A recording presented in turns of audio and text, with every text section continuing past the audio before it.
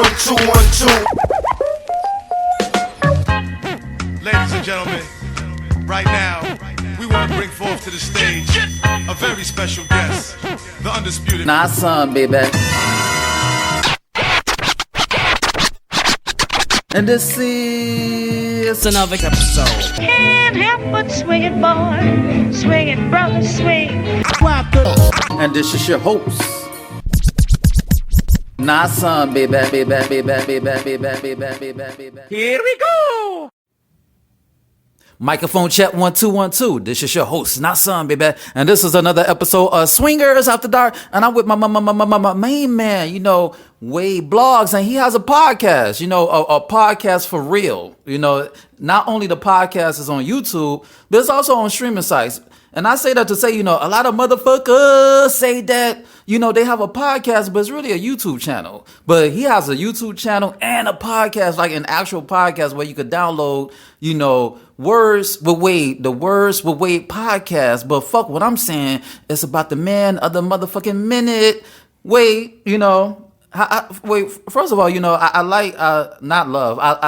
I like and love at the same time your layout, because it's professional. Your layout, Words with Wade, like you have your descriptions. It's like you're really serious about this. This is not a rinky-dink podcast. Right. Words with Wade. So tell everybody how long you've been podcasting. Well, the podcast is about 4 years now.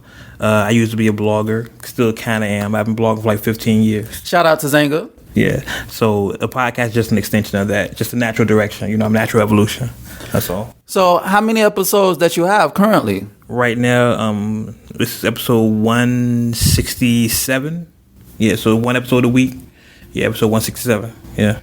So by the time y'all listen to this, you probably be like in the 70s or 80s or 90s or by the time y'all hear this. Speaking of which, there's a term that's out called pod fade. Pod fading means that, like the average podcast only lasts like 5 episodes, 25 the most. So how do you keep from pod fading? Like, how did you go from 0 to being in your hundreds? Well, one thing, we're a current events podcast. So as long as stuff is happening, in the world of music and life, we talk about it. And it's still interesting to us. Like my friends that we host the show with, this is what we normally talk about. We kind of just put a microphone in and just y'all catch our real conversations. So that's what makes it interesting for us. And is the world is small, because one of your co-hosts, I know her, I was like, damn, it's like the world is small. So how long you had a co-host? Like I know you said you've been blogging, you went from the written blogs to the audio blogs. So when did you decide to have a co-host? Well, when the podcast started 4 years ago, it was me, G, and Ari. And then Ari left during like episode 130, and we brought Scan on, and Scan has been there ever since. She's a definite addition to the show. We can't get what Scan gets anywhere else. Yeah, because that's how Ari, that's how the link. I was like, oh shit, but I didn't know. Speaking of which, it's like how when you switch co-hosts. Mm-hmm. How does it affect the continuity? It's like, because your listeners and your watchers, they may be familiar with a voice or with a face, and now it's like you got to start from square one. So how do you continue the momentum of not only, satisfying your current listeners and watchers, but also new people? Well, it's definitely an adjustment period. Ari and Scan are two different personalities, but what they do, they're very similar in what they do.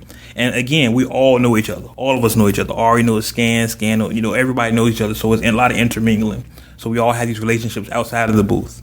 So when we record everything, we go to the studio and record, it's actually just like a regular conversation. And you talk about current events. Was there times where you wanted to do like an evergreen show? Like instead of saying current events, like random topics that's not so current? We kind of throw things in there, every once in a while. If there's something we want to talk about, something that's really burning, that we'll throw it in. And what we have is like a list of topics every show, for like 10 topics every show. And during those topics, we'll find something that maybe we just want to talk about. If it's a slow week, we'll just throw something in there just to keep the conversation going. Our shows are like an hour and a half, 2 hours. So we want to make sure we have enough material to cover. And what is your motivation to keep going? Because there's been times when I'll be like, damn, I don't feel like podcasting, but I have a goal. My goal is I want to record and release 1,000 episodes, and I'm done. You know, this is done. I got like a goal. But so what keeps you, what motivates you to keep, you know, releasing and recording podcast episodes? Because it's not easy. You got to be dedicated. It's not. Well, for me, like I said, I started blogging. My story is a lot longer than that. I used to rap years ago, and I was trash. So I moved on to management, and that was trash. So like I tried to find something where hip hop is a part of my life. I love hip hop. I love the culture. I am hip hop. You know what I mean? So at one point I started blogging, and I felt like podcasting was the next evolution of blogging. You know, at one point I was just going to do a strictly YouTube channel, just me. But I felt like this would be the next step. We started podcasting. I told everyone 4 years ago that pretty soon everybody's going to have their own podcast. And now everybody has their own podcast. So what do you think about that? It seems like everybody and their mama got a podcast. And it's like, how do you go from being a face in the crowd to having a spotlight on you on stage? How do you distinguish rather yourself from the other podcasts? Just believe the cream rises to the top. You know what I'm saying? The best is always going to be the best, no matter what happens, no matter 1,000 shows or one show.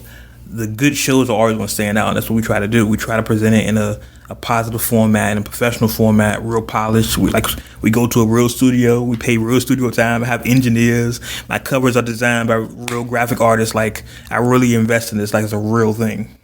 See, ladies and gentlemen, it's funny that he said he has a studio, because before we did this, you know, interview, he was like, "What your equipment?" I'm like, "My equipment is my motherfucking smartphone." Ow. Listen, it's called a smartphone for a reason, so I'm gonna use it to the best of my abilities. Yes, sir. So, you know, how did you come up with Wade Blogs?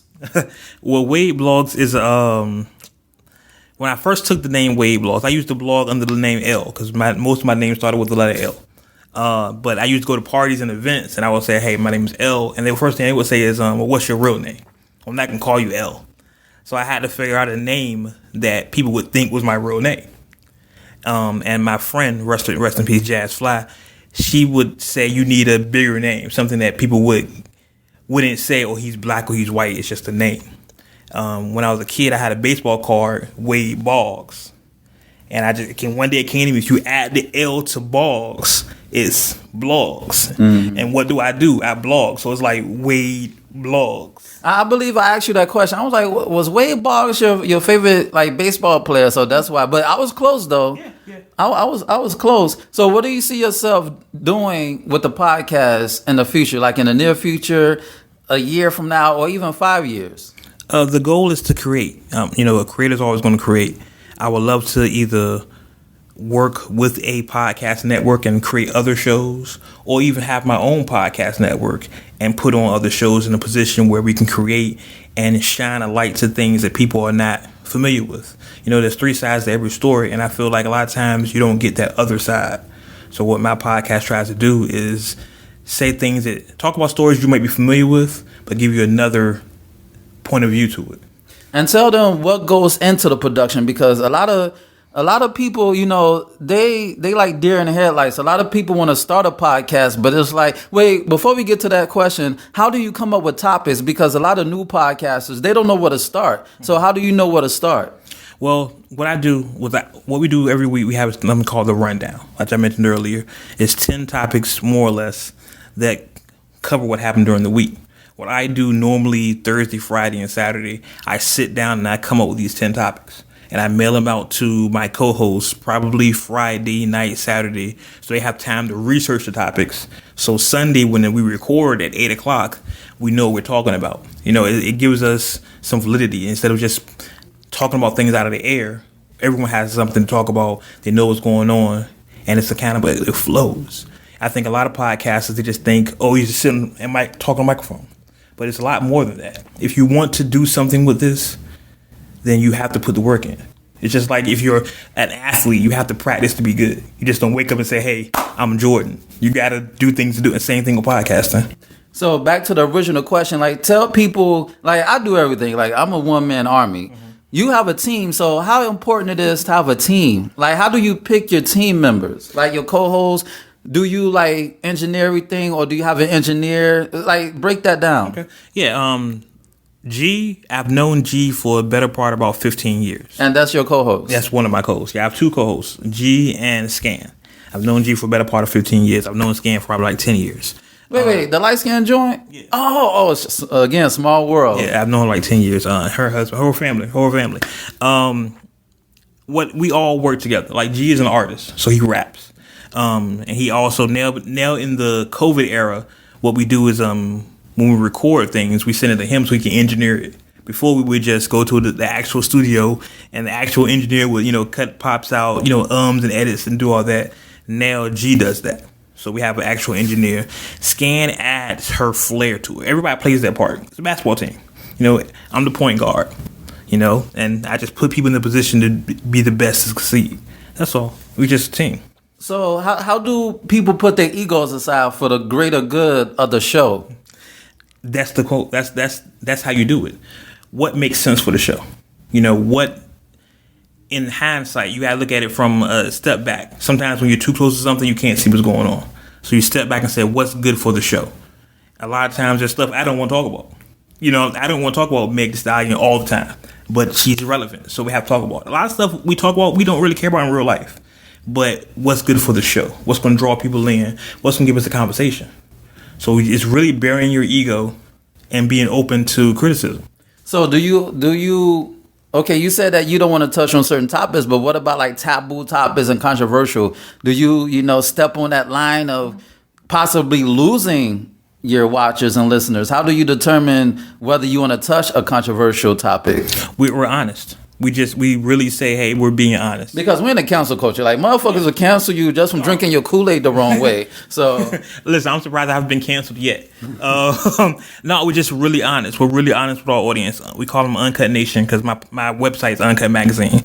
So we call our audience members Uncut Nation. And we're really honest with Uncut Nation. And I think at this point, we call it Uncut Nation because we're uncut. And I think you expect that from us. I think if we weren't uncut, if we weren't honest with people, they would call us on it. They're like, okay, y'all know you're full of shit right now. So we're just being honest. I know I've said some things. Listen, I damn near threatened Tory Lane's life 2 weeks ago. You know what I'm saying? So I know we've said some things that'll probably get us in a situation.